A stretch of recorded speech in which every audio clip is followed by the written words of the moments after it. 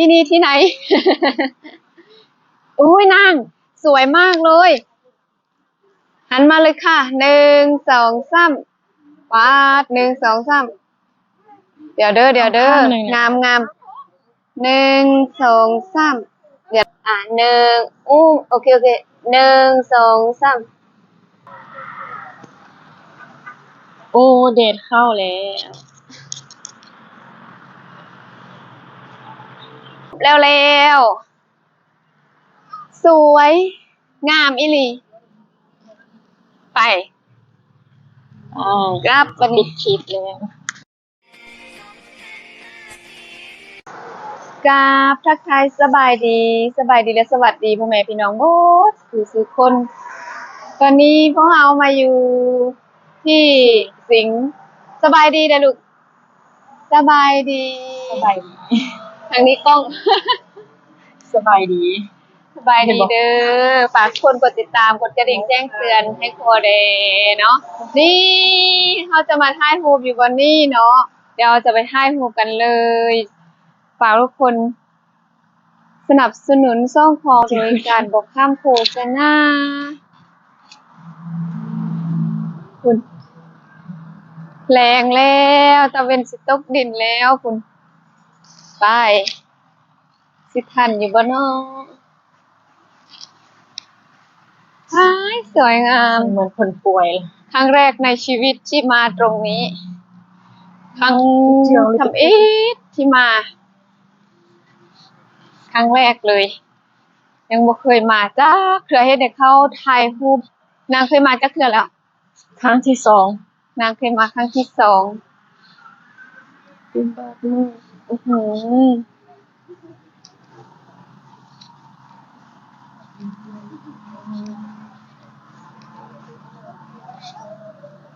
นางจะถ่ายรางวัลน่ะ ขั้นมือวาดก็เรียนเลยขี่พวก ตะเวนตกดิน ในรถ แล้ว กันเลยจะใช่ดิเข้ามาก่อน สวยมากเลยงามวิวงามแท้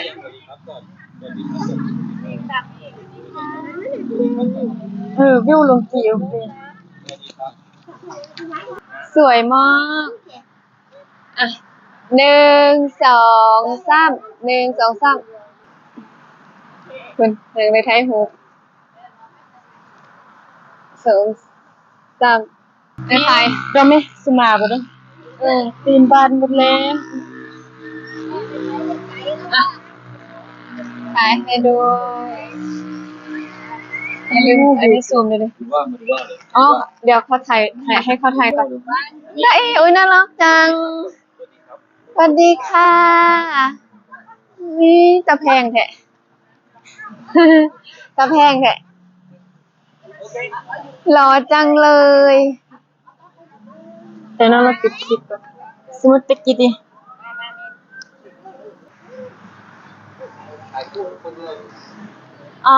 ไทย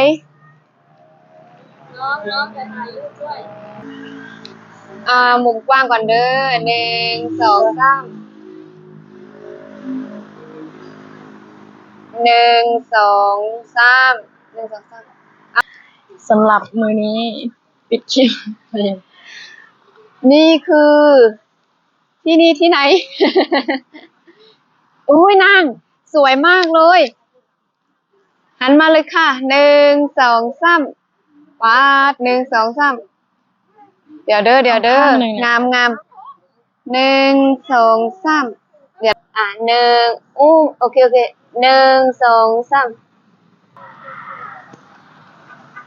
โอ้เดทเข้าแล้ว แล้วสวยงามอีหลีไปกลับบัด ปิ นี้ ดคลิปแล้วดินเบิ่งสิ แมนบ่ถึกเมือง สิงโตใหญ่ สำหรับมื้อนี้ทั้งมวลแล้วก็โฮนแฮง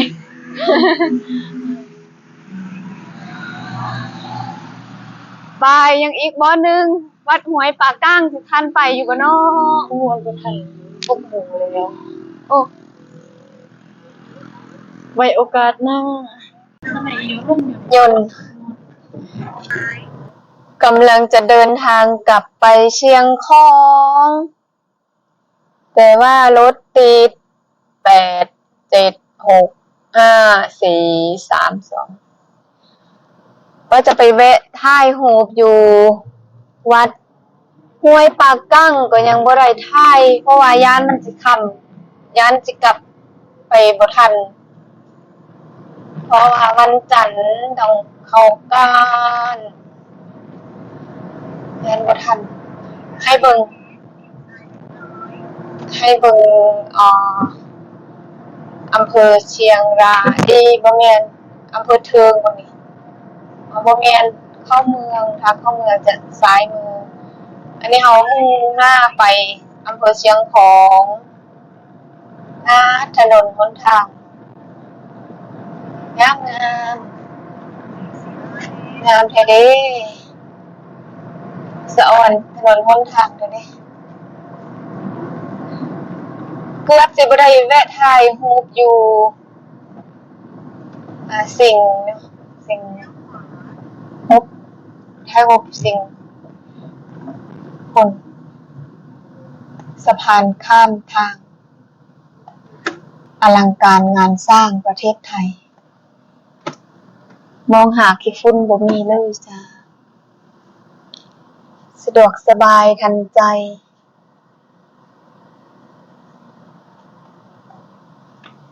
ยังไล่บอลอยู่ยังบ่ได้ไปเที่ยวอยู่อำเภอเมืองเชียงราย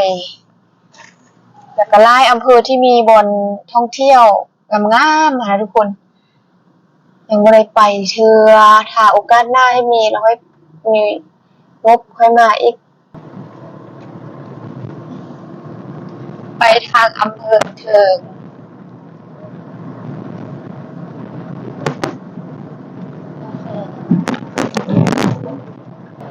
เหงาหงอย เขาไปตามทางแล้วนางเอ้ยสิได้กลับฮอดบ้านคำมืดพุ่นแล้วมัวแต่มาเที่ยวจนลืมกลับบ้าน เวลาน้อย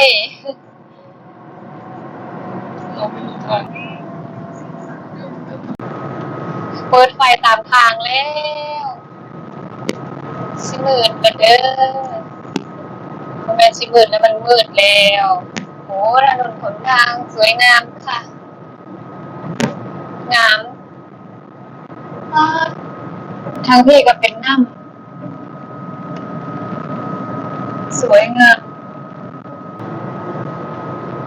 กำลังเดินทางกลับเชียงของแล้วก็จะข้ามไปฝั่งลาวเวลามาสวยได้มาเที่ยวแล้วก็ลืมเกือบสิลืมบ้านลืมกลับบ้านเที่ยวเพลินเลยบ้านยังบ่ครบบ่หมดวันที่อยากไปเที่ยวโดนมาเทื่อนึง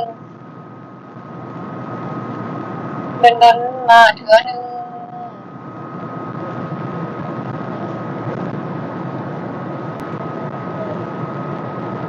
บ่มีบ้านคนเลยเท่านี้แต่ว่าเขายังเปิดไฟเยื้องทางน่ะยังมีไฟเยื้องทางว่าซั่นซะอยู่ในกล้องนี้เปิดแบบมีไฟแต่จริงๆมืดแล้วเขาเปิดไฟเยื้องทางบ่มีบ้านคนอยู่แถวนี้ยังมีไฟเยื้องทางอยู่นะใครเคยมาเที่ยวจนลืมกลับบ้านเด้อย่าลืมคอมเมนต์บอกเด้อไปเที่ยวมื้อนี้รู้สึกว่าคุ้มได้ขึ้นภูลงห้วยคือแบบไปแล้วเห็นวิวเห็นภาพงามคือเราได้ไปประเทศสวิตเซอร์แลนด์เลยไปหมู่บ้านดอยซางไปเบิ่งแกะไปเบิ่งวิวบ้านไป โดยสร้างแล้วก็หลายๆมุมจะมีป่ามีต้นไม้ต้นแป๊กจนมะเขือปลาเจมมดตามทางมีแต่ต้นไม้แป๊กภาษาไทยจะเอิ้นว่าต้นส้นที่บอกถ้าจื้อบ่ผิดเขาจะเอามาตั้งไฟแล้วแบบจุดแล้วมันจะไหม้ไวอะนะบางลาวเขาเอิ้นว่าต้นแป๊กอยู่ลาวนี่เขาเจ้าจะปลูกเนาะแต่ว่าอยู่เสียงขว้างเห็นเอ่ออ่มีไร่อยู่เสียงขว้างอยากไปเที่ยวสมบอนที่บ่เคยไปอยู่ไทยอยู่เซี่ยงไฮ้เนาะอยู่จังหวัดเชียงรายยังบ่ได้ไปบอนบ้านห้วยปะกั้งว่าสิมาแว่สุดท้ายบ่ได้แว่สักมื้อก่อนแล้วก็อ่าอยู่วัดว่าสิพานางไปบอนวัดล่องเสือเต้นกับวัดร่องขุนก็บ่ได้ไปเทื่อแล้วก็สวนสาสวนสาเนาะนางเนาะสวนสากับหลายบอนอยู่อำเภอเมืองก็จะมีสวนดอกไม้อยู่ ถ้ามาไปทางเซียงแซ่นไปทางแม่สายก็จะมีสกายวอล์กแม่สายงามเคยไปแล้วเธอนึงตอนนั้นไปกับหมู่แล้วก็ตุ๊กตาผู้ใดยังชื่อตุ๊กตาแดตุ๊กตาไปประกวดนางงามดอกเมืองบ้านได้รองอันดับ2แล้วก็ไปเที่ยวตลาดเชียงตลาดอำเภอแม่สายอาหารการกินอยู่อำเภอแม่สายน่ะถูกนางเคยไปอำเภอแม่สาย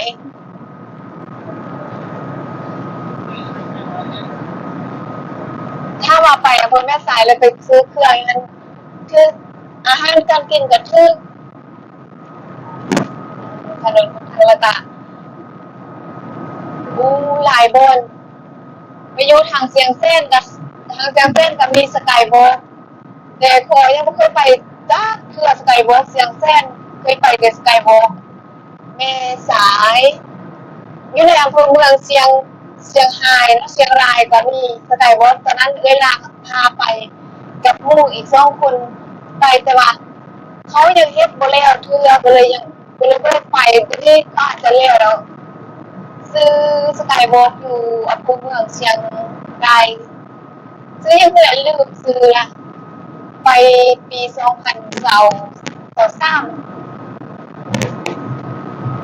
แต่ทีนี้ลืมซื้อแล้วตอนนั้นไปเบิ่งคอนเสิร์ตอยู่ตะวันแดงอยากไปเบิ่งคอนเสิร์ตพากันไปเบิ่งสำหรับคลิปนี้เราจะกลับบ้านกับทางมุ่งหน้าไปเชียงของหรือจะกลับไปฝั่งลาวฝากทุกคนกดติดตามกดกระดิ่งแจ้งเตือนในครัวแดงเพื่อจะไปพลาดคลิปต่อไปเนาะ